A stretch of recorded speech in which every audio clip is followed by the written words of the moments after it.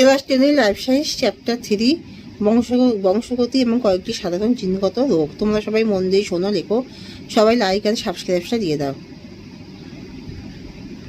বিশুদ্ধ বা খাঁটি জীব কাকে বলে, উদাহরণ দাও। কোনো জীব বংশানুক্রমে একরকম বৈশিষ্ট্য বজায় রাখলে তাকে বিশুদ্ধ জীব বলে। মেন্ডেলের এক সংখ্যার পরীক্ষায় জন্মিত যৌন লম্বা ও বেটে মটর গাছ হল বিশুদ্ধ উদ্ভিদের উদাহরণ।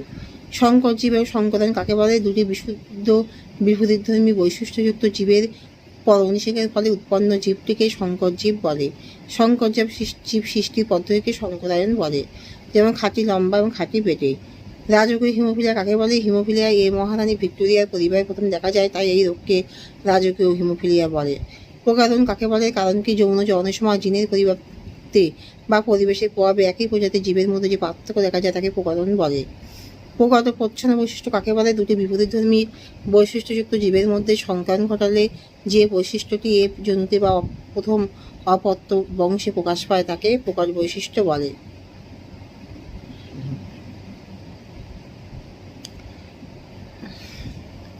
তাকে প্রকাশ বৈশিষ্ট্য বলে। জেনেটিক্স বা সুপ্রজনন বিদ্যা কাকে বলে? জীববিজ্ঞানের যে শাখায় পিতামাতা থেকে অপত্যে বিভিন্ন বৈশিষ্ট্য সঞ্চনের কৌশল নিয়ে আলোচনা করা হয় তাকে সুপ্রজনন বিদ্যা বলে। হোমোজাইগাস বা সমসংকর জীব কাকে বলে?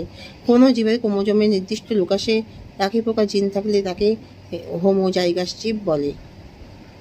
অ্যালিল কাকে বলে? সমস্ত ক্রোমোজোমের কোনো একটি বিন্দুতে উপস্থিত বিপরীতধর্মী জিন জোড়াকে অ্যালিল বলে। মেন্ডেল তার পরীক্ষার জন্য মটর গাছ কেন বেছে নেন? মটর গাছ নির্বাচনের কারণ মটর গাছ সহজে কম স্থানে প্রতিপালন করা হয় ও মটর গাছ স্বপ্রজননক্ষম ও বিশুদ্ধ, অল্প সময় প্রচুর অপত্য উৎপন্ন হয়।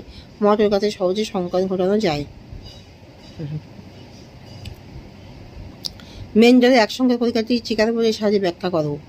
মেন্ডেলের একসঙ্গে জনন পরীক্ষার জন্য খাঁটি লম্বা খাঁটি মটর গাছ নিয়েছিলেন, খাঁটি বেটে মটর গাছ নিয়েছিলেন। এদের কৃত্রিমভাবে ইতর পরাগযোগ ঘটানোর ফলে উৎপন্ন বীজ থেকে যে গাছগুলি হয় সেগুলি সবই লম্বা বৈশিষ্ট্যযুক্ত, যাদের জিনোটাইপ হলো ক্যাপিটাল টি স্মল টি।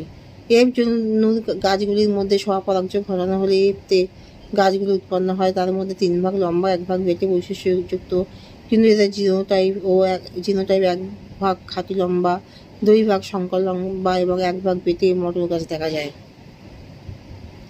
মেন্ডেলবাদ কাকে বলে? মেন্ডেল আবিষ্কৃত বংশগতির মৌলিক নিয়মাবলী এবং সূত্রগুলিকে একত্রে মেন্ডেলিজম বা মেন্ডেলবাদ বলে।